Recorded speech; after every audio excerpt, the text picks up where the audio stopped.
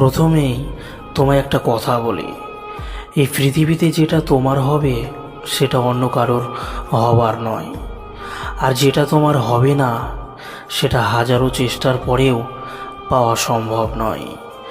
জোর করে সব সময় সব কিছু হয় না, জোর করে কোনোদিন কোনো কিছু পাওয়াও যায় না। আর ভাগ্যে থাকলে এই পৃথিবীর কেউই তোমার থেকে তা কখনোই কেড়ে নিতে পারবে না। তাই এমন কোনো জিনিস যেটা তোমার মনে হয় আমার কাছে খুবই গুরুত্বপূর্ণ, খুবই মূল্যবান, যদি সেটা তোমার থেকে হারিয়ে যায় তাহলে আফসোস করো না, দুঃখ করো না, মনে রেখো সেটা তোমার জন্য ছিল না।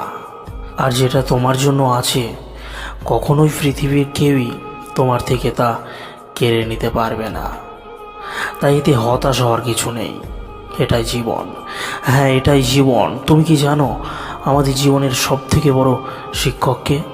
জানো না, আমাদের জীবনের সব থেকে বড় শিক্ষক হলো সময়।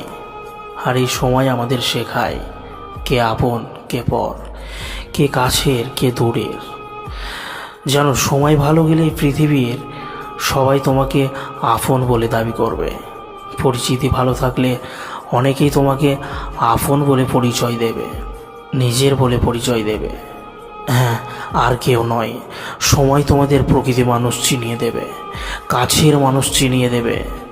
দেখো, বাস্তবতাটা ঠিক এমনই।